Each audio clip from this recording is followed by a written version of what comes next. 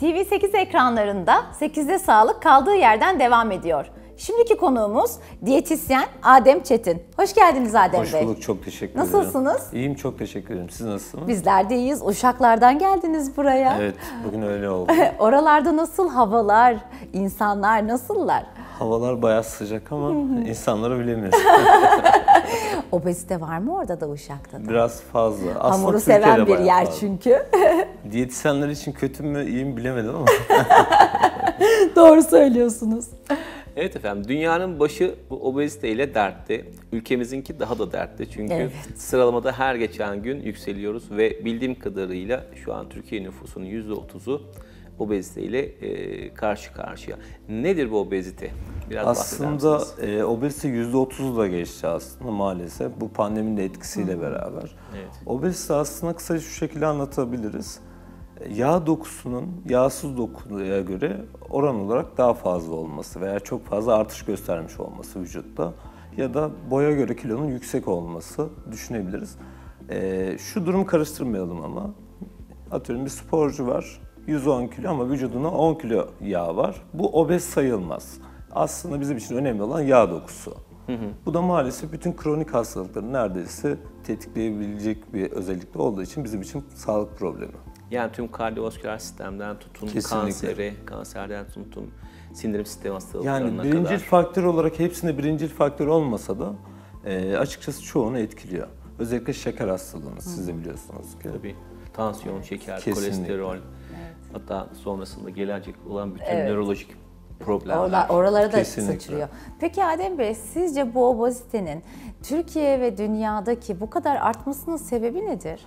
Bence açıkçası normallerimiz değişti.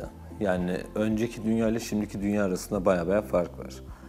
Artan bir teknoloji var ortada. Bu artan teknoloji fiziksel aktiviteyi tamamen bitirdi. Evet. Yani ben kendimden örnek biçeyim. Sabah evden çıkıyorum arabayla, ofise gidiyorum arabayla, park ettim. Akşam işten çıkıyorum arabayla, tekrar eve geldim. Gün bitti, hayat bitti.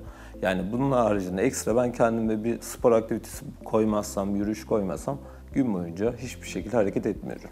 Evet. Bu bir. İkinci olarak açıkçası biraz beslenme kültürümüz de çok değişti. Şimdi bir şehrin en merkezi noktasına bakalım, oradaki caddeye bakalım. Yani orada sağlıklı olarak gıda satan kaç yer var? Veya bir de fast food olan yerleri kıyaslayalım. %90'ı sağlıksızsa %10'a açıkçası sağlıklı. Bu da maalesef bizim kültürümüzü değiştirdiği için sağlıksız besleniyoruz. Peki bir diyetisyen olarak, uzman bir diyetisyen olarak ülkemizin obezite bakımından dünya ile kıyaslandığında ne konumdayız? Şimdi Türkiye açıkçası Avrupa'da 1. sırada, dünyada 4. sırada. O kadar aslında durumumuz vahim. Çok büyük bir şey bu saat. Yani önceden hatırlıyor musunuz? Gurbetçiler vardı böyle Evet. Almanya'dan gelenler. Onlara örnek gösterirdik hep böyle kilolarıyla falan. Hani direkt bir geldiğinde belli olurdu. Evet, Açıkçası şu an Türkiye Avrupalıların hepsine geçti. kesinlikle. Tabii bu nüfusa endeksi olan bir şey.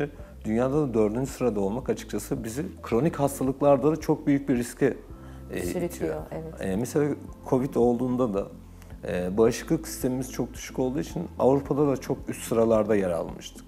Yani bunu çok onunla bağdaştıran olur, olmayan olur ama obezite olduğunda otomatik olarak bağışıklık sistemimiz aslında çöküyor. Direkt onu da etkiliyor aslında. Peki son yıllarda bu ortaya atılan bir sürü popüler diyet programları var. Bunlar Kesinlikle. hakkındaki fikriniz nedir? Mesela patates diyeti, kabak diyeti. Yumurta diyeti. Evet. Hayır, ben Tek onu tek öğün. geçtim. Daha da farklı bir şey. Yani kıyaslama babında işte aralıklı oruç diyen var, su diyeti diyen var, Evet. günde 6 öğün Hurma ye diyeti diyen var var, hocam. hurma diyeti Şimdi diyen bunlardan var. bazılarının Dünya Sağlık Örgütü'nün onayladığı diyetler. Hani Evet. mesela aralıklı oruca tamamen sağlıksız diyemem. Ama bu herkesin yapabileceği bir diyet Evet. değil. Evet. Su orucu. Su orucunu şu şekilde söyleyelim. Yeterli veri olmadığını kanaatindeyim. Ve sağlıklı diyebilmemiz için bir şeyin 10 yıl, 15 yıl, 20 yıl sonraki etkisini de aslında gözlemlememiz lazım. Peki işte 6 öğün yemek yiyin, arada bir Akdeniz şeyler diyeti yiyin. Dünya Sağlık Örgütü'nün en sağlıklı bulduğu diyet tipi. Yani 6 öğün diyetten bahsediyoruz. 6 öğün değil, yani illaki 6 öğün olmak zorunda değil. Yani orada az sık sık beslenme diyebiliriz. İlla ki 6 öğün olmasına da gerek yok. Yani Akdeniz tipi diyetten bahsediyorsak mesela hastalık koruyucu bir diyet.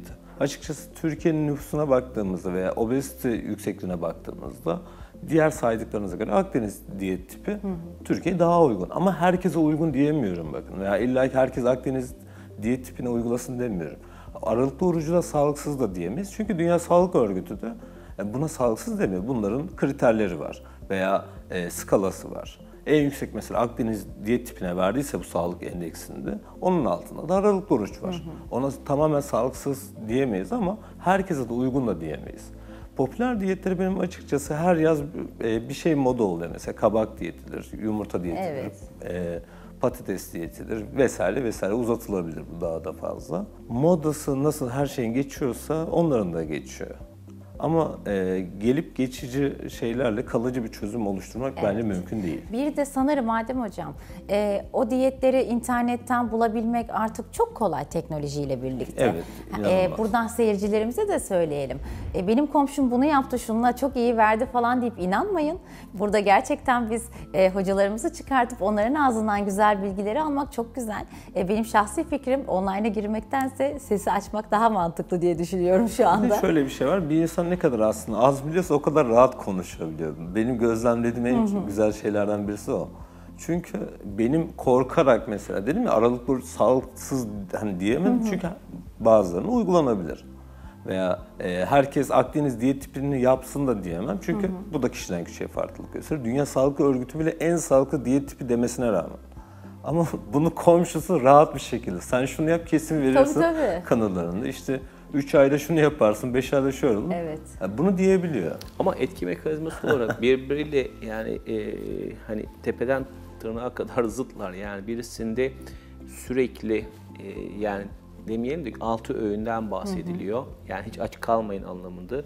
Birisinde ise minimum 16 saat bir açlık periyodu geçirin deniyor. Yani birinde hormonal temel var ve o Japon bilim adamının bununla ilgili de bir Nobel tıp ödülü almışlığı var biliyorsunuz. Yani aralıklı oruçla ilgili olarak ciddi bir veri de var. Sonuçta bilim hiçbir zaman kimsenin tek elinde değildir. Yani Dünya Sağlık Örgütü'nün de tek elinde değildir. Çünkü değişiyor. Tabii ki. Gelişiyor. Yani bu gelişmesine bir sorun yok zaten ona da bir yorumum yok. Ben zaten bir diyeti sağlıklı derken bir diyeti sağlıksız demedim. Hani ben sadece bu kabak detoksudur veya patatesleri bilimsel dayanağı hiçbir şekilde olmayan diyetleri. Hani aralıklı orucun yine bir bilimsel temeli var veya dayanağı var. Ben de kendimi kullandığım ama herkes de kullanamadığım bir diyet tipi.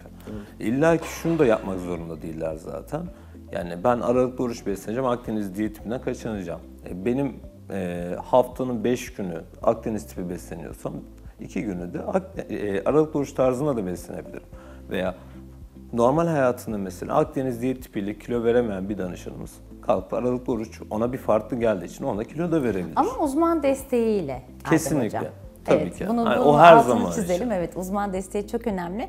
Çünkü verilen ani kilolar sonrasında çok daha 2 kat, 3 katıyla ani alınabiliyor. Kesinlikle. O zaten her şeyin temelinde.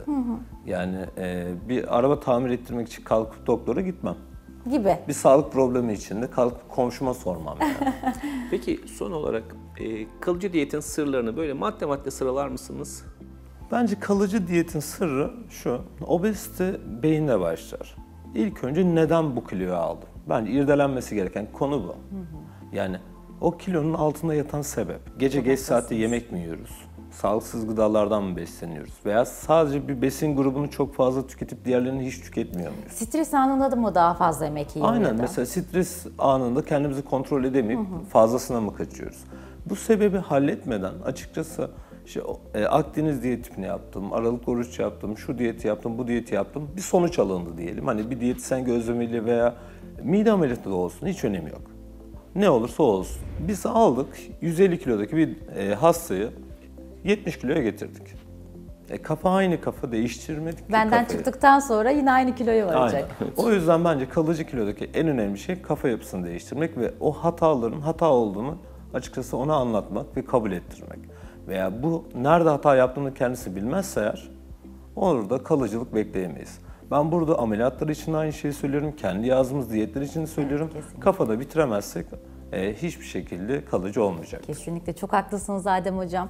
Gerçekten Uşak'tan buraya kadar geldiniz. Ayaklarınıza sağlık ama bence bu güzel bilgilere zaman yetmedi. Çok teşekkür ederim. Bir dahaki programda tekrar sizlerden bu güzel bilgileri İnşallah kısmet almak olursa tabii istiyoruz. Vermiş olduğunuz bilgiler için çok teşekkürler hocam. Çok sağ olun.